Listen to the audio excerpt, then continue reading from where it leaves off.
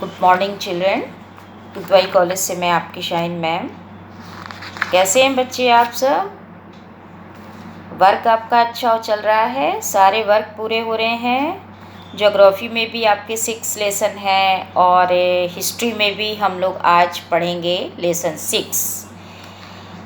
तो लेसन 6 में बच्चों लेसन का नाम है ब्रिटिश राज के अधीन भारत। तो चलिए आज हम लोग इस लेसन को कंप्लीट कर लेते हैं। मैंने आपको इसके पहले वीडियो में आपको स्टार्ट किया था कि कैसे 1857 में प्रथम स्वतंत्रता संग्राम के बाद भारत में कंपनी का शासन समाप्त हो गया और भारत का जो शासन ब्रिटिश सरकार के अंडर में था, तो महारानी विक्टोरिया को भारत की शासिका घोषित किया गया।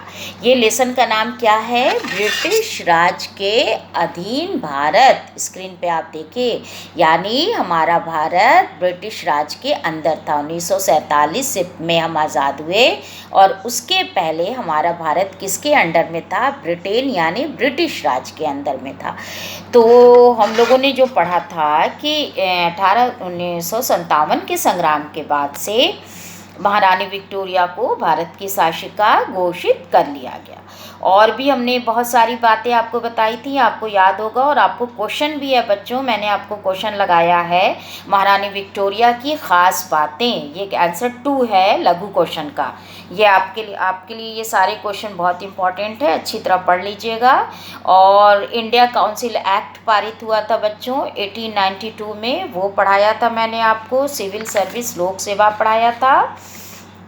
सेना के बारे में बताया था लास्ट वीडियो में, पुलिस के बारे में, और वित्तीय प्रशासन यानी पैसे रुपए से संबंधित। फिर हमने आपको एक और इम्पॉर्टेंट चीज़ बताई थी कि भारत में अंग्रेज़ी शिक्षा किसने प्रारंभ की? लॉर्ड मैकाले ने। लॉर्ड मैकाले का उनका नाम है, जो जिन्होंने भारत में अंग्रेज़ी शिक्षा को स्टार्ट किया था। इस शिक्षा को स्टार्ट करने का उद्देश्य उनका ये था कि ऐसी शिक्षा से ऐसे व्यक्ति तैयार होंगे जो आत्मा और आस्था से ब्रिटिशवादी होंगे। तो कुछ हद तक तो मैकाले का यह अनुमान सही था। और ऐसा था कि अंग्रेज़ी शिक्षा प्राप्त करते हुए जो लोग भारतीय हमारे हैं, वो अंग्रेज़ों के समर्थक हो जाएंगे। तो पाश्चात्य शिक्षा यानी वेस्टर्न एजुकेशन जो भारत में आई थी, उसमें कई जगह ईसाई धर्म प्रचारक ने कॉन्वेंट स्कूल खोले। अब आगे आप स्क्रीन पे देखिए आधुनिक शिक्षा का प्रभाव। ये हम 19वीं शताब्दी में पढ़ेंगे कि कैसे विज्ञान के क्षेत्र में, सेकंड पॉइंट देखिए आप, तकनीकी क्षेत्र में, प्रौद्योगिक क्षेत्र में, यानी भारत हमने आपको बताया था कि कैसे टेक्नोलॉजी के क्षेत्र में, एक सॉफ्टवेयर के क्षेत्र में बहुत तेज़ी से आगे बढ़ रहा है। तो उस वक्त आधुनिक शिक्षा जो 19वीं शताब्दी में स्टार्ट हुई थी, उसके बाद क्या हुआ? तो हम आपको चलिए बताते हैं कि भारत में 19वीं सदी के आरंभ में उदारवादी आंग्ल शिक्षा के चलते भारत में विज्ञान, तकनीकी, प्रौद्योगिकी का विकास हुआ और भारत वैज्ञानिक युग में प्रवेश कर गया। विश्वविद्यालय की स्थापना हुई और उसमें विज्ञान विभाग की भी स्थापना हुई और भारतीयों ने विज्ञान के अध्ययन के लिए चुना और अधिकार भारतीयों ने विज्ञान को अध्ययन के लिए चुना, यानी साइंस के माध्यम से पढ़ाई करना शुरू किया। साइंस को एज ए सब्जेक्ट चुना और विज्ञान के क्षेत्र में बहुत ज़्यादा महत्वपूर्ण काम किया। तो चिकित्सा के क्षेत्र में हम आपको नाम बताते हैं, महेंद्र लाल नान सरकार का नाम उल्लेखनीय है। और उसके बाद 1876 में हम आपको बताते हैं कि 1876 में Indian association for the cultivation of science नामक एक संस्था स्थापित की गई। और 20वीं सदी के में हम आपको बताते हैं कि इंडियन साइंस कांग्रेस की स्थापना हो गई। ये आप स्क्रीन पे देखिए, इंडियन साइंस कांग्रेस की स्थापना की गई। और इसमें बहुत सारे, इस तरह के अधिवेशन में बहुत सारे वैज्ञानिक भाग लेते थे और अपने अपने विचारों का आदान प्रदान करते थे। अब स्क्रीन पे आप प्रमुख नाम देखिए वैज्ञानिकों का। बच्चों बहुत गौर से देखिए, प्रफुल्ल राय, प्रफुल्ल चंद्र राय और मेघनाथ साहा, जगदीश चंद्र बसु, बीरबल साहनी ये जैसे वैज्ञानिकों ने ख्याति अर्जित की थी। और सीवी रमन का नाम भी आपने सुना होगा बच्चों।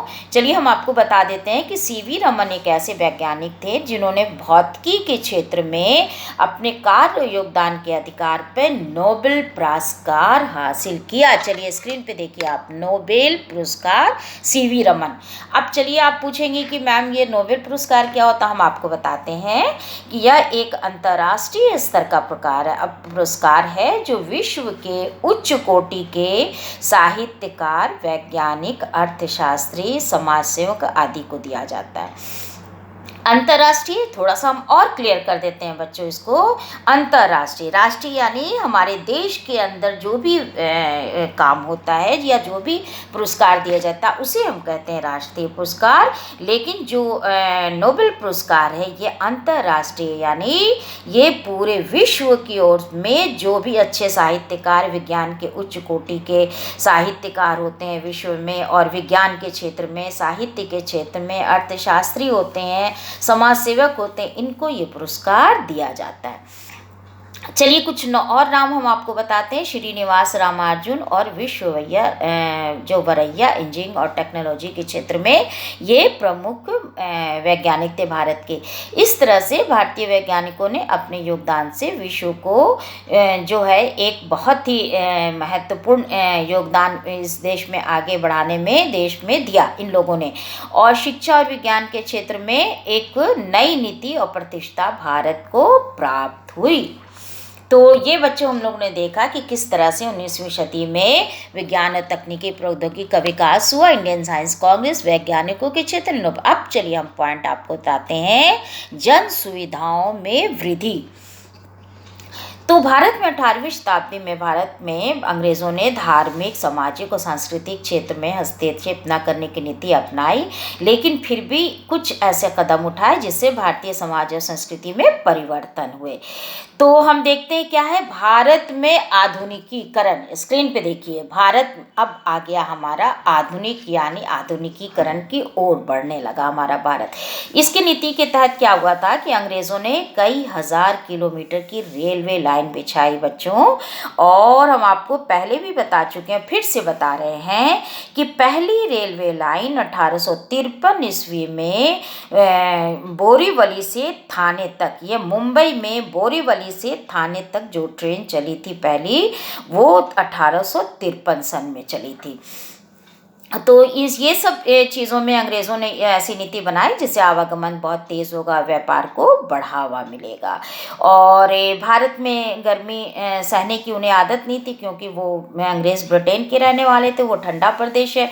तो उन्होंने अपने परिवार को गर्मी से बचाने के लिए भारतीयों को नैनीताल, शिमला, दार्जिलिंग जैसी जगह बसाई। फिर अंग्रेज़ों ने भारत में नहर और कुएँ का भी निर्माण किया। ये हम आपको बता रहे हैं जन सुविधाओं में वृद्धि।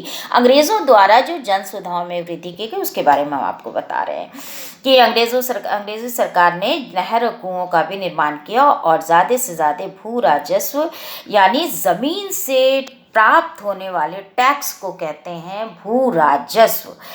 तो इस तरह से यूरोप में जो है उस वक़्त एक ऐसी चिंतन की अवधारणा थी, विवेकशील वैज्ञानिक दृष्टिकोण। अब ये क्या है बच्चों, इसका मतलब ये है कि केवल वही बात मानी जाएगी जो मानव तर्क के अनुकूल व्यवहार में जिसका परीक्षण किया जाए। तो अब देखते हैं कि उस वक्त भारतीय समाज में कुछ त्रुटियां भी आ गई थी, जिसकी वजह से भारतीय चिंतकों ने सुधार करने की कोशिश की और कुछ ब्रिटिश शासकों ने भी सहयोग दिया। और उनकी यह नीति धार्मिक मामले और रीति रिवाज में दखल, उनका ये था कि हम कम दखल देंगे, लेकिन फिर भी अंग्रेज़ों ने अपने जो हित में, भारत के हित में कुछ ऐसे काम किए जो भारत के लिए लाभप्रद साबित भी हुआ। ये हम आपको बता रहे हैं कि अंग्रेज़ों ने भारत में जन सुविधाओं में वृद्धि के लिए क्या किया।